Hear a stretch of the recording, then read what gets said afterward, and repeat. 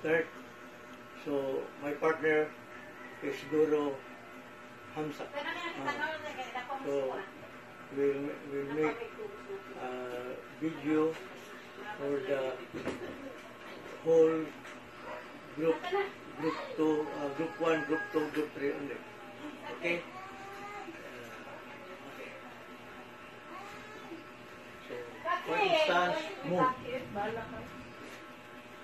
So, before going to the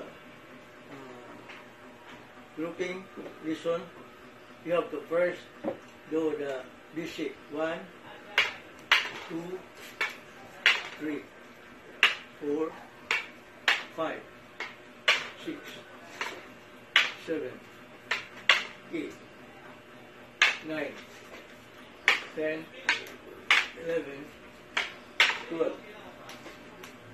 Then get number 9. So, if that is your footwork to make group 1, we start group 1, class number 6 first, here and black. Then do group 1 variation 1.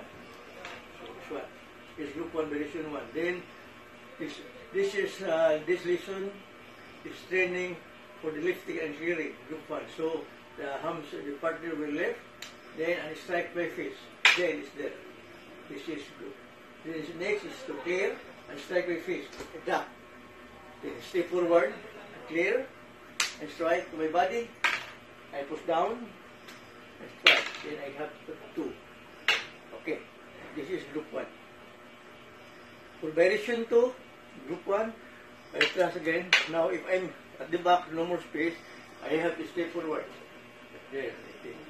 Then from there, clear and strike. Clear, strike. Clear again, strike. Put down, number to close. That is group 1 variation 2. In group 1 variation 3, thrust again number 6. This is for the third. This is group 1 variation 3. Clear and black. Clear and black. Clear and strike. Put down and close.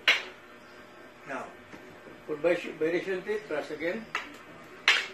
Variation 3, group 1. Clear, black.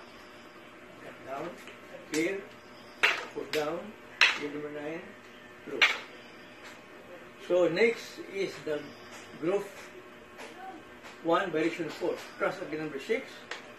Then from here, clear. You will clear and strike. Then you open 1 and 12. Give number 9 and close. So that is group 1 with 4 variation. Now I will continue to group 2. Variation 1, I cross number 6 again. From here. From here, this is variation 2. I put it here. This is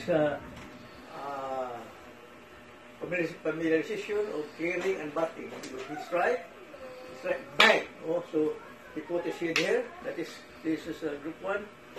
Group 2 variation 1. Open. 1, 12. Then give number 9 to close. Variation 2, group 2. Press again. Hold stick, pushes down, then bat the stomach, to the face, to body side the body, and push, clear, and strike. Push down, and give number 9 to close. Now, variation 3 of group 2. From here, thrust again number 6. From here, middle. Do not up, not down, but in the middle. This is group 2, variation 3. Bat, okay, he will block. I clear, he will push down.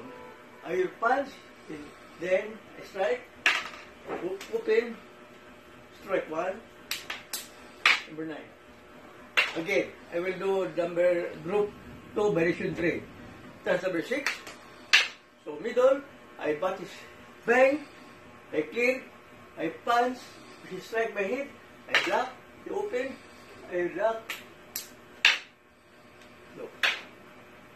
Now if I will continue to group 3, only with 1 variation, from there I step forward, class number 5, class number 7, class number 6, then number 10, number 9, and Again, number 3, from here.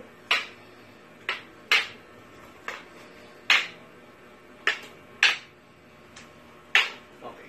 So, that is from group 1 with 4 variation, group 2 with 3 variation, and group 3 with only 1 variation.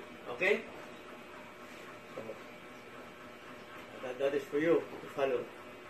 Okay? Thank you. And also thank you, Grandmaster Bulldog.